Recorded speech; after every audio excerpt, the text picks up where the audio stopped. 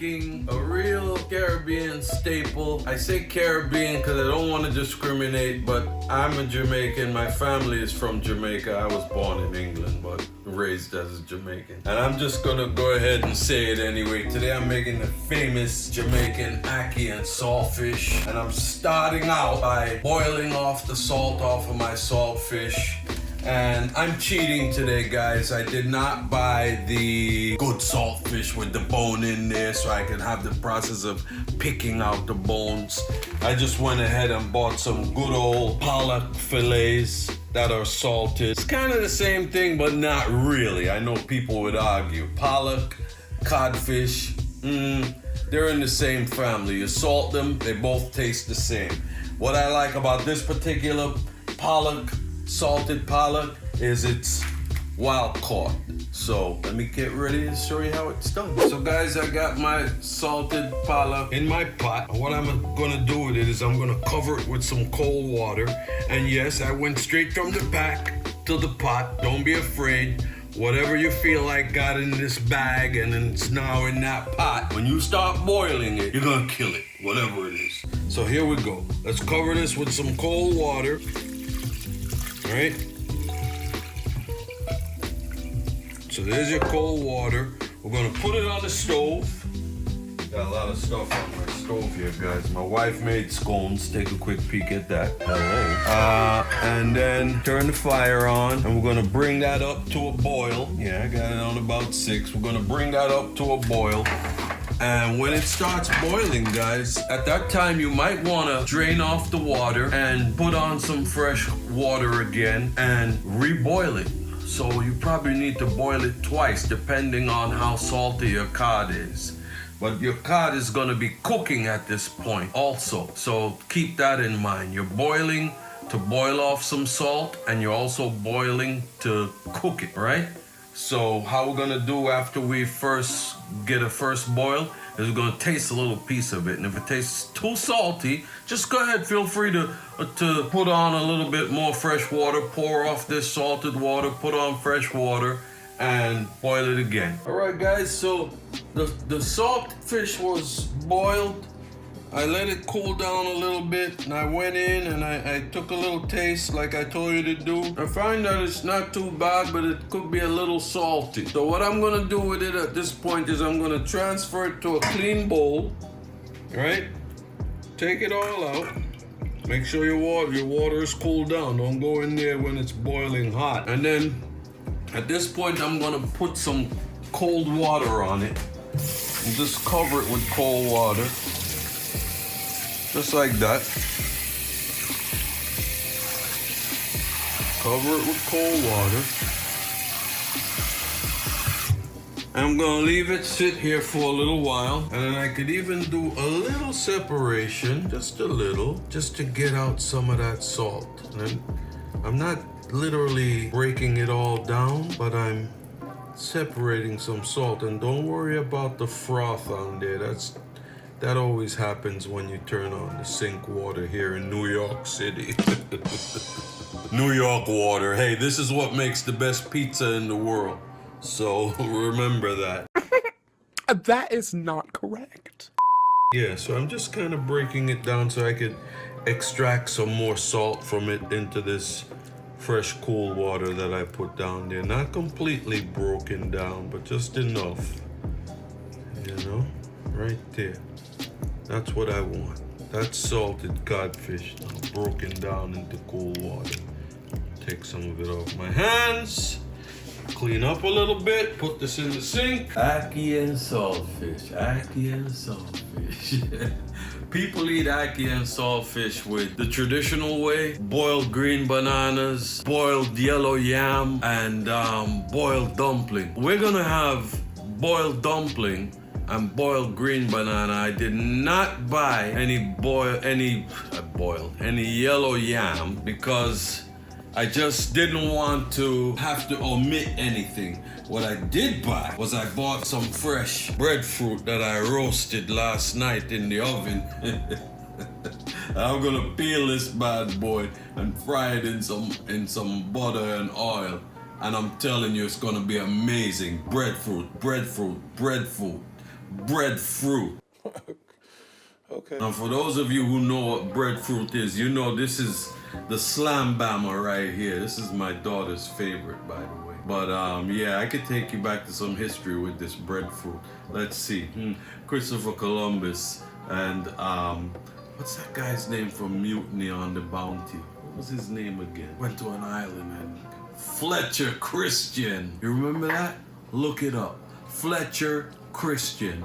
Google it. You'll get a history about this thing right here. What I like to do at this point, guys, is I like to boil a pot of water, which I have here, and you gotta season your water, because that's where my green bananas and my dumpling is gonna go into. So I'm gonna hit that water with some salt right at this time, and I'm probably gonna go in with about, you want to really season your water. This is like seasoning pasta water, and you know if you season pasta water, you go hard with some salt because you want to give flavor to the pasta. Well, it's very similar with the green bananas, but in this case, you have to go through the skin of the green bananas to flavor it the way you want to. So we're gonna hit it with about 2 tablespoons of salt. So let's go 1. I'm measuring with my hands, and let's go 2. At this point, because I'm gonna boil the green banana in the skin, I'm going to do something to the water that's going to prevent the skin from making the water dark and murky. And most of you Caribbean cooks out there, people who've boiled green bananas before, know exactly what I'm talking about. The water can look so ugly when you boil green bananas in there. Now, I do know some people like to peel their green bananas and boil them like that, but I'm not one of those people. I just like to kind of put everybody in the pot and make this meal work, you know? So this is how I prevent my water from becoming too murky or gray from the green banana skin.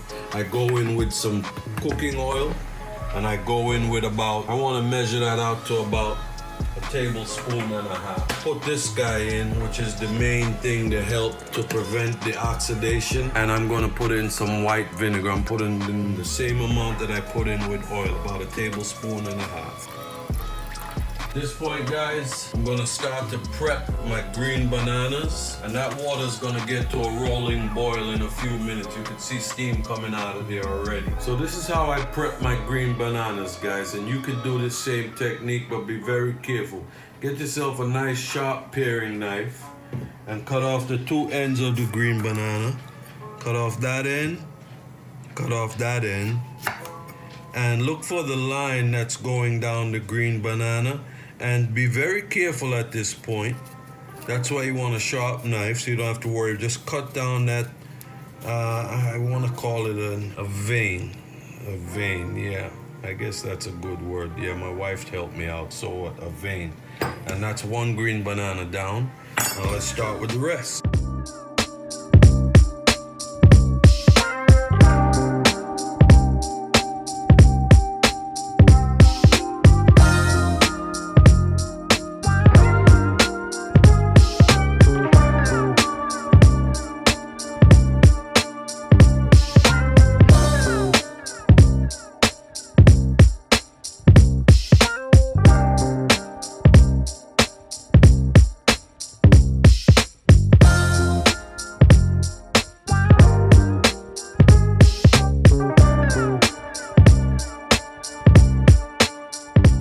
So guys, you see, I didn't go too far in with my blade. I only went in about that much in order to score it down here. Score it, that's the name I wanted.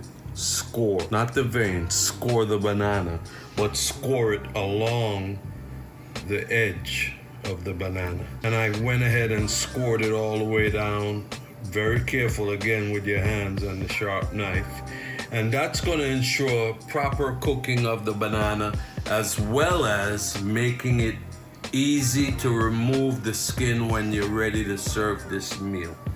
So at this point, you can see my water is boiling. I washed my bananas, they're nice and clean, and I seasoned my water. Don't forget salt, oil, and vinegar, right? Tablespoon and a half of oil and a tablespoon and a half of vinegar and 2 tablespoons of salt to a full rolling pot of hot water. Bananas in.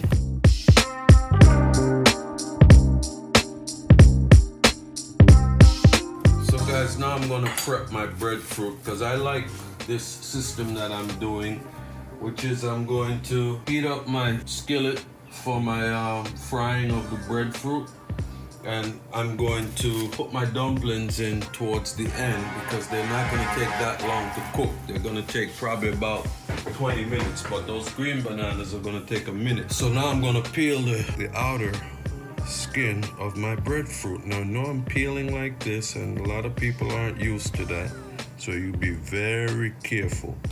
Next, I'm going to show you my video of how I roasted this breadfruit. It's very easy.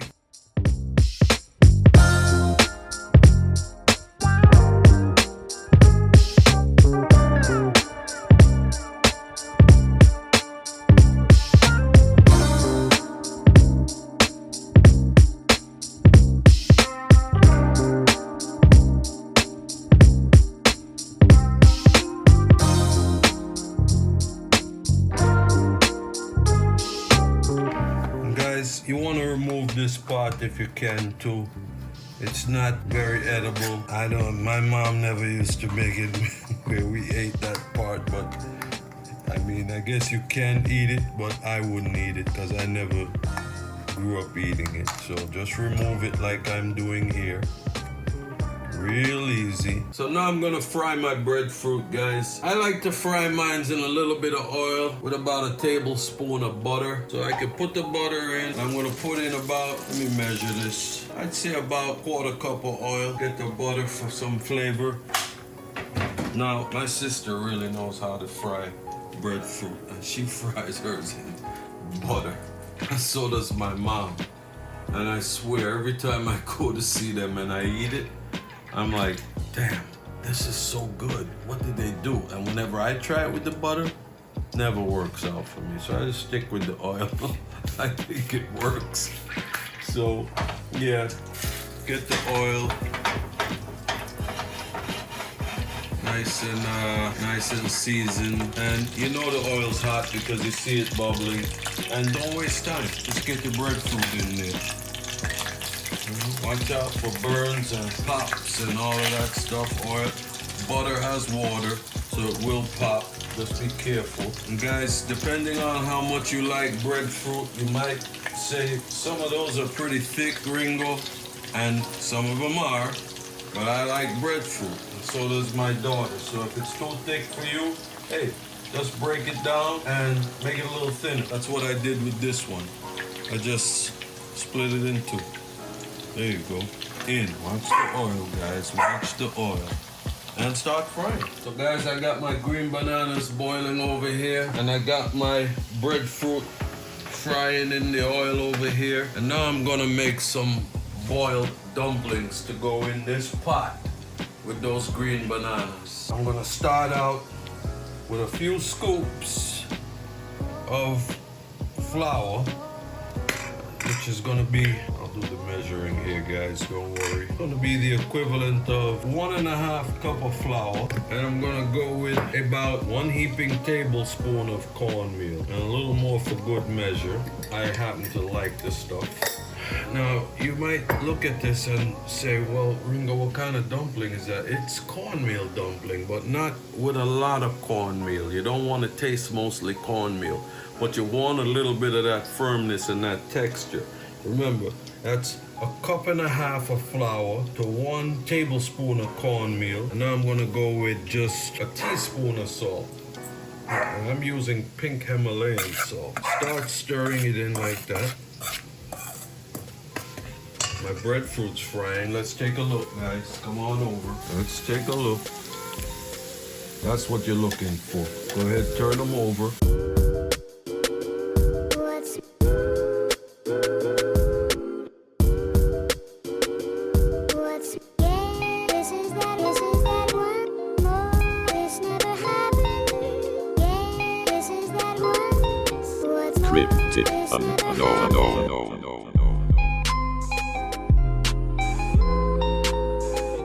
Okay guys, back to the flour and the dumpling.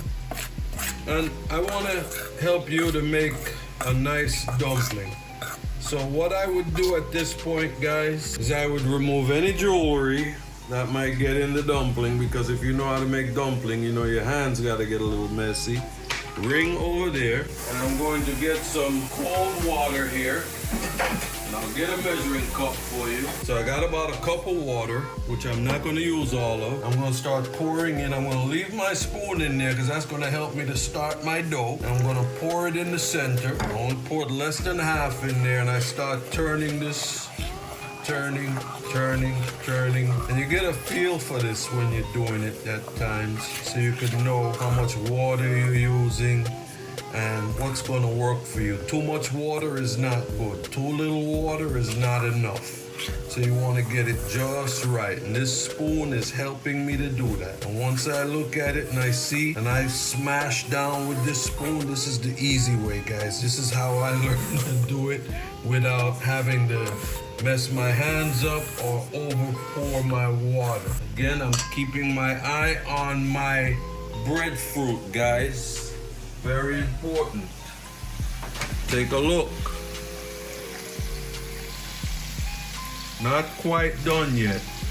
I actually turned my fire down just a little bit, just to make sure, but they are looking good. Now at this point, I look at my flour, my water, and I start moving the flour from the spoon. Your hands can get a little messy, scrape it off with the spoon.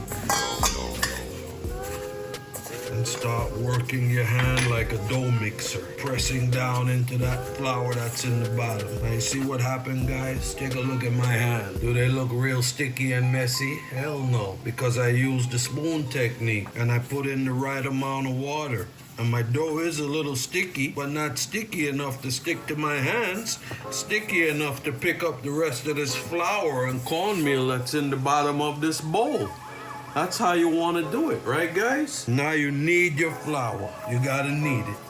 You gotta knead and knead. And use this dough ball to wipe up any excess flour in there, so it doesn't stick all over your hand. And if it feels too sticky, guys, and it feels like, hey, Ringo, it's getting sticky as hell and it's starting to stick to my hand, guess what? That's why you keep the flour out. Go in with a little drop of flour. I got about a tablespoon there. Just go ahead, throw it in. Don't be afraid. Put the flour back. Knead. I like saying that. Knead. I knead. Yeah, keep kneading it. Push down on it. You see I'm using this pot and I'm pushing down. A nice ball of dough. Push down. Don't worry about the excess flour. As you knead, you'll feel the stickiness of the flour. And you'll feel where you need to add more. So if you need more, because it's starting to stick to your hand, knead it into the flour again. Keep kneading around, knead it away from the flour. Knead in it, knead out of it, whatever it takes, just to assure that you're not putting too much flour, but at the same time, you're getting a nice, firm, nice, well-kneaded ball of dough. This is how you make boiled dumplings, my friend. So my breadfruit's ready. That's what you're looking for, guys. Both sides well done. Put it in a nice cloth-lined baking pan. Soak up any extra oil that's in there. Look how beautiful. That piece looks like it could get another minute. That one too. Hell, they all look like that, but guess what? Don't trust it, guys. This thing is cooked. At this point, I'm gonna turn off my fire, add it all in. I'm gonna lightly salt this. Lightly salt. You could use your salt shaker, or you could use your hand like this. You get about a teaspoon of salt, and you just grab a little bit, and you just give a little sprinkle. I'm not even using a full teaspoon. You don't need any more salt. You're good right there. Salt it after it's cooked. Look at that, right back in there. Back to the dumpling. I'll show you how I make a dumpling now, guys. Pull off a little piece. That's perfect, that size right there, because this is gonna swell up slightly in the water. You start folding into it, tucking in, squeezing, in, squeeze. Push everything in till you make like a small hockey puck. That's for my Canadian family. They know what I'm talking about. Small hockey puck. Use the other hand. Knead, and don't even worry about it. Right in the pot. Now look at that water. And look at that pot. The water is still clear. And the bananas are just about cooked. And that's because of those two ingredients that I showed you guys to put in there. A little bit of oil and a little bit of vinegar. It's gonna keep your water looking nice and clear so you can boil your dumplings in there. If I had yellow yam, that can go in too. It'll all be nice and clear. Get another one in. Some people like big giant dumpling, but I don't really care for that because I could handle 2 of these guys. But when you start talking about big giant ones, that's like eating 5 or 6 of them, no problem. So guys, I'm gonna go ahead and start cooking down my saltfish in these vegetables that I have here. And as you can see, I have some chopped up onions that I made. Not anything fancy, not diced or anything, just a rough chop. You know, they're about this size. You know the routine. I got some yellow peppers I found in my refrigerator. I'm putting those in. I have some dried thyme here. I do like the fresh thyme and I wish I had it. I'd much rather use fresh thyme, but dried thyme will do. In this case, I'm using about a teaspoon of it. I got about a teaspoon of some of the good stuff, some Scotch bonnet pepper, really good stuff. And I got a couple of tablespoons here of some green onions that I am trying to get out the imperfection looking stuff in there. Some green onions that I chopped up, about three stalks. Yeah. And I got a small whole tomato right here, a nice vine ripe tomato. So right here, guys, first thing, the same oil that you made the breadfruit in, I'm gonna go ahead and drop in my onions. And that's the sound you wanna hear, guys. I can't say that enough. That's just how you want to hear it. I'm going to go ahead and put my peppers in there behind that. Start stirring it around a little bit. Watch your fire. Turn it down a bit. I'm going to go ahead and drop my scallions in there, my green onions.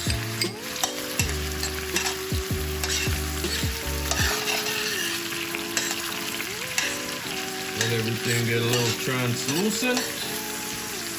Go ahead, work it.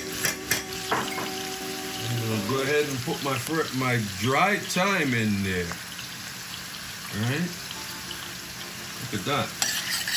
And you know, guys, some people like putting pimento berries in their ackee and saltfish. I might do that sometimes, but I'm not doing it today. I don't really care for it. Trust me, you got a whole world of flavors in here already. You don't need any extra. Go ahead and saute that a little bit. Let it cook down. Turn the fire up a little bit, not too high. I want you to see my saltfish, right? And I want you to watch this process right here, right? This might seem scary, but this is how we do it. Pour off that water. Pour it off. Don't be afraid. Put your hand in front of it. Hold back the saltfish. That's why you need a bowl like this. Work it like that. If any falls into the sink, make sure your sink's clean. Pick it back up, throw it in this pot. Go ahead and flake out your saltfish now. Watch that. Look at that. Flake it out. And the reason why it sat in that cool water was to take some of that salt off of it. And the reason why I didn't flake it too flaky is because I still want the flavor of the salt in here. When you watch me make this dish, you're gonna see it's been made with no salt. Well, little or no salt. Oh, guys, remember this particular fish I'm using has no bones in there, so be very careful, guys. Some of them, they might have bones in them. You want to be very careful. Like, there's a small bone right there. Now, it's not gonna kill you, but it's still something you want to look out for in case the kids are eating this meal, you know. But yeah, pretty much no bones when you use this particular kind of saltfish. And that's where you want it with this flakiness right now. You kind of want it right here at this point, looking like that, with some chunks still in there and some flaked out. Go ahead, take it off your hands. So guys, at this point, I'm gonna go ahead and drop my Scotch bonnet pepper in the pot. Get that cooking, stirring around. Nice and spicy, nice and spicy.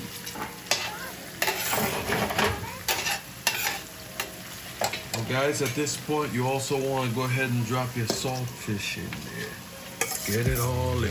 Get every drop in there. In.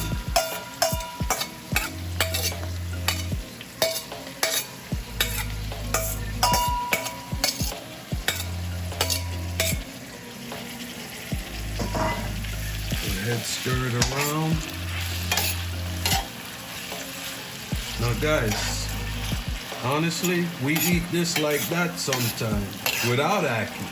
But today we're putting Ackee in there, and I know you've been saying this, Ringo. You talk about Ackee and Saltfish. I have not seen any Ackee yet. Just wait, I'm gonna get it. It's not fresh Ackee, it's tin Ackee. Tin Ackee. I'm giving you the whole lingo. What's tin Ackee? It's Ackee in the can, or Ackee in the tin.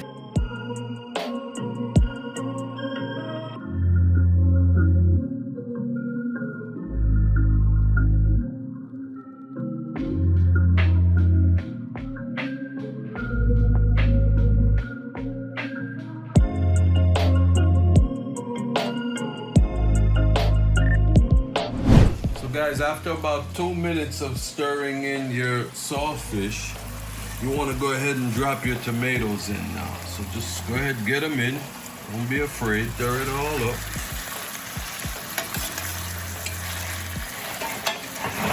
Let it work its magic. Let it work its magic. I think I see another little bone there. Yeah, sometimes that happens, guys. So it's no big deal. This meal is gonna literally, with this particular saltfish, the bones are gonna melt in your mouth, not in your throat. Don't worry about it. All you people who have bad experiences swallowing a bone accidentally and gagging and swearing you'll never eat the stuff again. It happens. So guys, here's the Ackee, and I'm using this one. It's a Caribbean product. You can see I'm not even gonna be hiding the name. It's called Double Deuce. You could find it in most Caribbean supermarkets. And I tell you, some of this stuff is selling in the international aisle in your local supermarkets as well. So you just gotta go in the international aisle. You'll see products by famous companies. We all know Goya. Well, hello, Meet Grace. She's in there. That's a Jamaican company. So I'm gonna take the lid off my Ackee. I already cut it open, and of course it's gonna look like that, because it sits in a brine. And I'm gonna get my old-fashioned strainer friend over here. I'm gonna strain it off. Be very gentle with this. It looks like eggs. It looks like scrambled eggs, guys. We all know that. And I got some beautiful family members. They might get upset with me at this point, but I'm not gonna be rinsing this off. It sat in that brine for a reason. It was already washed, rinsed, and in the brine. So anything you do to it in terms of rinsing, you're only gonna tear it up or break it apart. You don't wanna do that. So be very gentle with your Ackee at this point. As you can see, it's drained. So guys, nice and drained off in the sink. Don't shake it too much. Put it underneath a small bowl. Bring it over to your table and hang tight. Go back to your pan. Adjust your fire.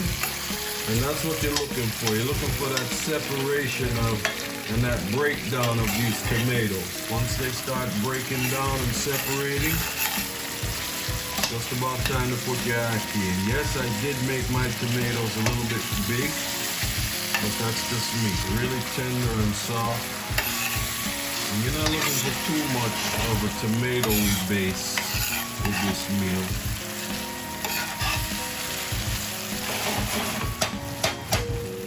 That's where you kind of want to be for now. Watch your fire, adjust it a little bit. Now get your drained Ackee. Come on over to the pot. Pour it in nice and slow. Be very gentle. This is your baby now. You gotta be very easy with this thing.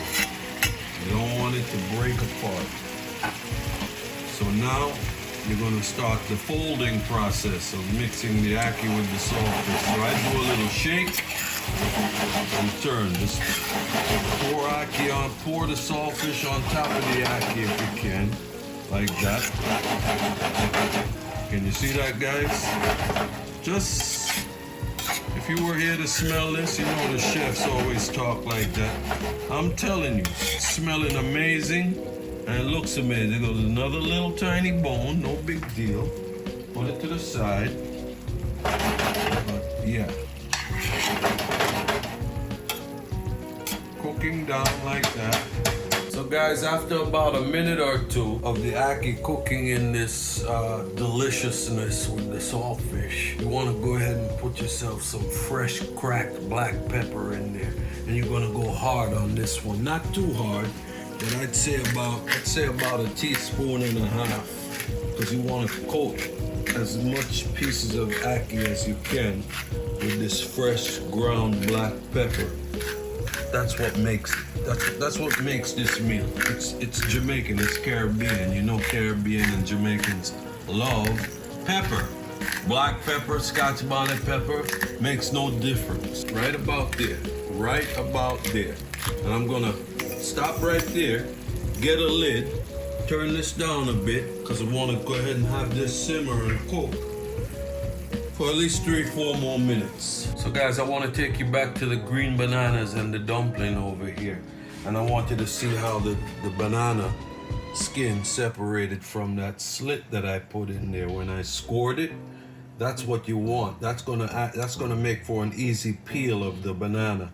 And I'm gonna let you know that I started cooking the banana first, and this whole process took about an hour to do. I'd say an hour and 10 minutes the most. There's my dumpling, nice and cooked, not all green like the water or gray, just beautifully and well done.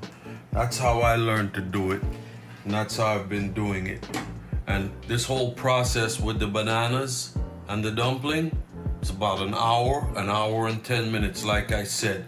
Cook the bananas down for about 45 minutes until they're boiling in that water.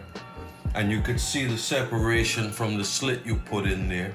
And then you add your dumplings in, and another 15 to 20 minutes, voila, ready. So guys, take a look over here. That's the finished product. About 10-15 minutes, simmering, nice and ready. I'm gonna put a plate together and show you guys the finished touch. All right, guys, here we go. The finished product. Ringo's famous ackee and saltfish with fried breadfruit. Enjoy.